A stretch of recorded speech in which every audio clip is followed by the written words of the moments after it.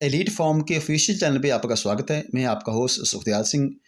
दोस्तों, अगर आप नेटवर्किंग दुनिया में हैं तो आप बिल्कुल सही ट्रैक पे हैं, तो ये वीडियो आपके लिए है।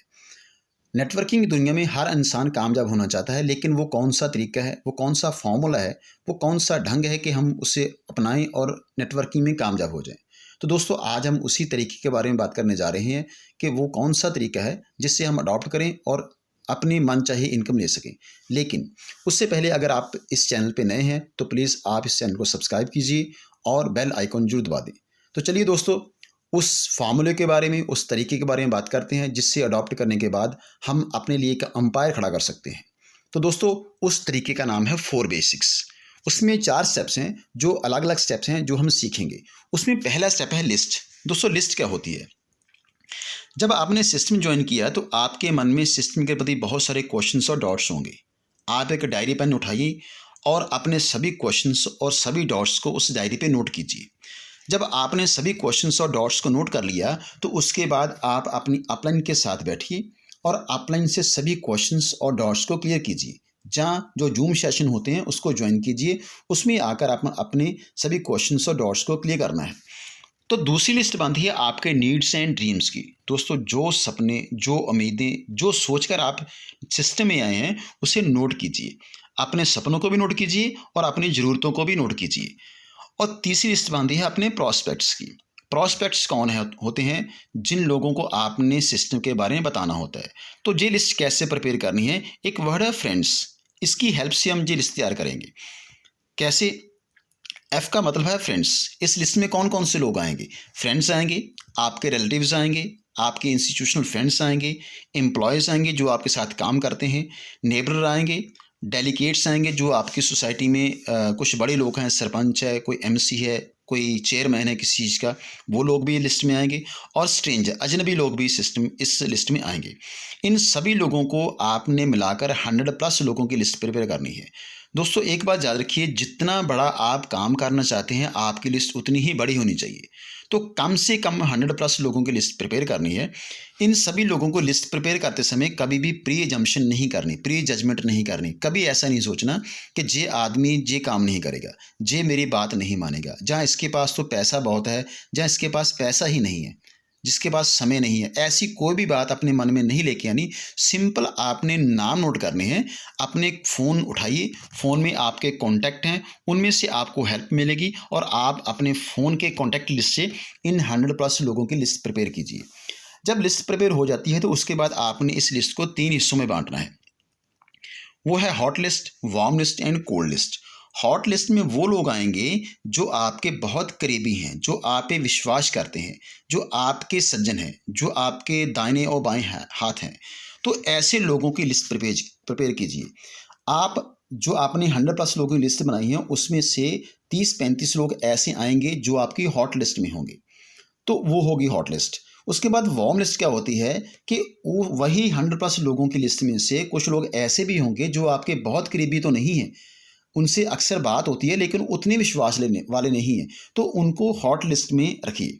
तो कुछ लोग ऐसे भी होंगे जो आपके पास उसका फ़ोन नंबर तो है लेकिन बात कभी नहीं हुई, कभी कभार नंबर एक्सचेंज हो गया या अचानक मिले थे, तो उनके नाम भी इस लिस्ट में आएंगे। वो आएंगे कोल्ड लिस्ट में। तो हॉट लिस्ट में अपने लोग हो गए, आपके अपने लोग हो गए। वार्म लिस्ट में वो लोग हैं जो ना तो बहुत अपने हैं ना बहुत दूर के हैं। और कोल्ड लिस्ट के वो हो गए जो लोग दूर के हैं। तो जब 3 तरह की लिस्ट प्रिपेयर होगी तो उसके बाद काम शुरू करना है। दोस्तों, काम कहाँ से शुरू करेंगे? काम शुरू करेंगे हम अपनी हॉट लिस्ट से, जहाँ अपने लोग हैं, जहाँ लोग हम पे यकीन करते हैं, विश्वास करते हैं, और वहाँ से हम अपना काम शुरू करेंगे। दोस्तों, ये होता है पहला स्टेप। दूसरा स्टेप क्या है? दूसरा स्टेप है contact and invite. J contact invite का मतलब ये है कि आपने किसी से प्लान शेयर करने के लिए समय मांगना है, समय लेना है, बैठना है उसके साथ। ये इसका मोटिव है, ये इसका मकसद है। तो ये कैसे करना है? दोस्तों, कॉन्टैक्ट इनवाइट करते समय अपनी जो क्यूरियोसिटी है वो डेवलप कीजिए। क्यूरियोसिटी डेवलप कीजिए ताकि वो आदमी आपकी बात सुने, और उस क्यूरियोसिटी को मेंटेन कीजिए। वो क्यूरियोसिटी कैसे डेवलप करनी है और कैसे मेंटेन करना है, जी हम अभी सीखते हैं। 2 तरीके हैं दोस्तों। 2 तरीकों से आपको मैं बताने जा रहा हूँ। अगर आपने हॉट लिस्ट में कॉन्टैक्ट कैसे करना है और वार्म लिस्ट में कैसे कॉन्टैक्ट करना है। पहला तो आप जब अपनी हॉट लिस्ट में कॉन्टैक्ट करेंगे तो वहाँ किसी भी फॉर्मेलिटी की ज़रूरत नहीं होती। मान लीजिए आपने किसी अपने रिश्तेदार को फ़ोन किया, तो आपने कहा भाई मैं तुझे मिलने आ रहा हूँ, कल आऊँगा, कल शाम को, तुम घर पे हो? तो वो कहेगा मैं घर पे हूँ, कोई बात नहीं तुम आ जाना। लो ये कॉन्टैक्ट हो गया। हॉट लिस्ट में बहुत ही सिंपल वर्ड से बहुत ही शॉर्ट तरीके से कांटेक्ट हो जाता है, क्योंकि वो अपने लोग होते हैं, वहाँ किसी से क्षमा मांग कर नहीं जाते। सिंपल बताना होता है कि मैं आपको मिलने के लिए आ रहा हूँ। तो वो अगर तो अवेलेबल होगा तो वो कहेगा कि हाँ आ जाओ, अगर नहीं अवेलेबल होगा तो वो कहेगा मैं कल घर में हूँ, परसों घर में हूँ, तुम परसों आ जाना। तो आपका ये कॉन्टैक्ट हो गया, ये हॉट लिस्ट का कॉन्टैक्ट है। लेकिन जब वार्म और कोल्ड लिस्ट में कॉन्टैक्ट करना है तो वहाँ क्या करना है? वहाँ दोस्तों ये फॉर्म का तरीका अडॉप्ट करना है। वो तरीका क्या है? जब आपने किसी वार्म लिस्ट में किसी को फ़ोन करना है तो आपने पहले उसकी फैमिली के बारे में बात करनी है, उसके बच्चों के बारे में, उसके बच्चों की पढ़ाई के बारे में, उसकी सेहत के बारे में। तो उसके बाद 2-3 मिनट बात करने के बाद आपने उसकी ऑक्यूपेशन के बारे में बात करनी है, काम-काज के बारे में पूछना है। दोस्तों जब काम-काज की बात आती है ना, तो दोस्तों लोगों का काम अक्सर ठीक-ठाक ही होता है। तो जब उसने कहा कि मेरा काम ठीक-ठाक है, वहाँ से आपने रिक्रिएशन करनी है और मनी मैसेज देना है। ये कैसे देना है? दोस्तों जब उस दोस्त ने कहा कि मेरा काम ठीक-ठाक है, तो आपने क्या करना है? आपने कहना है देख भाई, मेरा काम भी बिल्कुल ठीक-ठाक चल रहा था, लेकिन मैं पिछले कुछ समय से एक बहुत ही अच्छे सिस्टम के साथ जॉइन हूँ। एक बहुत अच्छे बिज़नेस के साथ जॉइन हूँ। तो अगर तुम अपने काम के साथ-साथ 1-2 घंटे निकाल लो, तो तुम्हें महीने का 50,000 रुपया, 1 लाख रुपया आने लगे, तुम्हें कैसा लगेगा? तो दोस्तों डेफ़िनेटली वो लोग कहेगा अच्छा लगेगा। ये मनी मैसेज आपने जो दिया है ना, ये मनी मैसेज उसके दिमाग की बत्ती जला देगा। तो ये जली हुई बत्ती आपके लिए काम करेगी। जब उसके मन में ये बात आ गई कि मैं 1 लाख रुपया महीना कमा सकता हूँ, तो उसका क्वेश्चन होगा कि ये कौन-सा काम है? बताओ मुझे। तो दोस्तों कभी भी फ़ोन पे सिस्टम के बारे में बात नहीं करनी, सिस्टम के बारे में नहीं बताना है। तो वहाँ कहना क्या है? वहाँ सिंपल सा कहना है कि भाई बैठ कर बात करते हैं, साथ-साथ चाय पिएँगे, गपशप हो जाएगी और मैं तुम्हें सिस्टम के बारे में बता दूँगा। अच्छा लगे सिस्टम जॉइन कर लेना, नहीं अच्छा लगे तो कोई बात नहीं। तो जब आप इस तरीके से बात करेंगे, तो उसे आपको टाइम देना ही पड़ेगा। वो आपको टाइम देगा। अब टाइम लेने में 2 ऑप्शन टूल यूज़ करना है, वो कैसे? जब आपने क्यूरियोसिटी डेवलप कर दी, मनी मैसेज दे दिया, उसे कह दिया कि बैठ के बात करते हैं, समझ लेना, अच्छा लगे तो कर लेना, नहीं तो कोई बात नहीं। तो वहाँ फिर उसके बाद 2 ऑप्शन टूल होता है टाइम सेट करने के लिए। आप उसे पूछते हैं कि मैं तुम्हें कल मिलूँ या आज मिलूँ? तो वो कहता है मान लीजिए कल मिलते हैं। ओके, सुबह मिलूँ या शाम को? वो कहता है शाम को मिलते हैं। तो ठीक है 5 बजे मिलूँ या 7 बजे? वो कहता है 7 बजे मिलते हैं। तो आपने पूछना क्या तुम मेरे घर आओगे या मैं तुम्हारे घर आऊँ? तो वो कहता है चलो तुम मेरे घर आ जाना। तो दोस्तों जहाँ 2 ऑप्शन टूल यूज़ किया है, कहीं भी हमने थर्ड ऑप्शन नहीं दी है।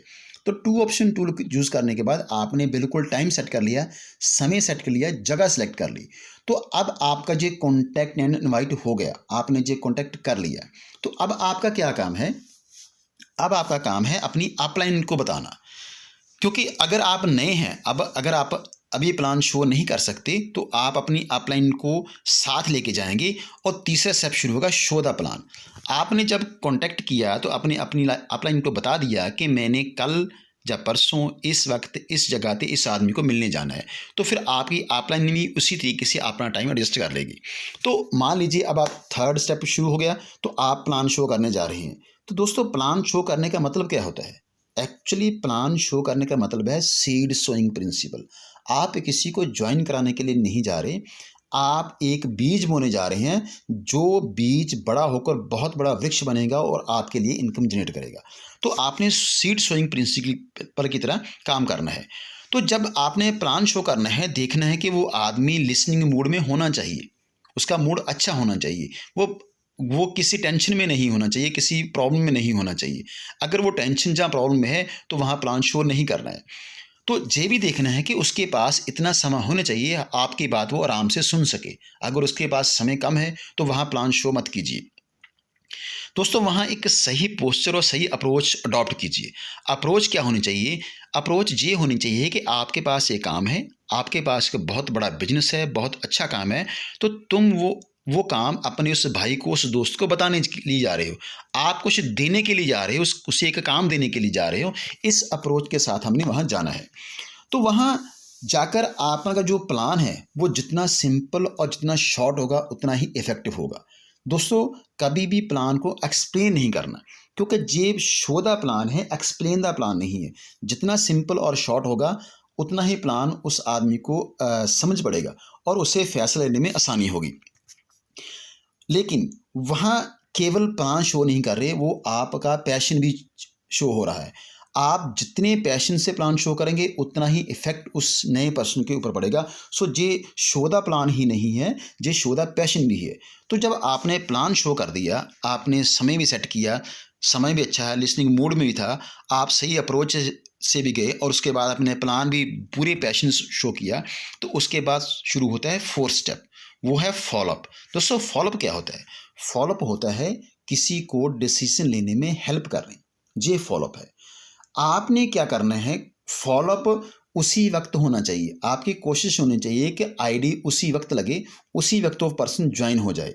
लेकिन 100 में से कोई 1-2 पर्सन ऐसे मिलते हैं जहां हालात ऐसे बनते हैं कि आपको समय देना पड़ता है।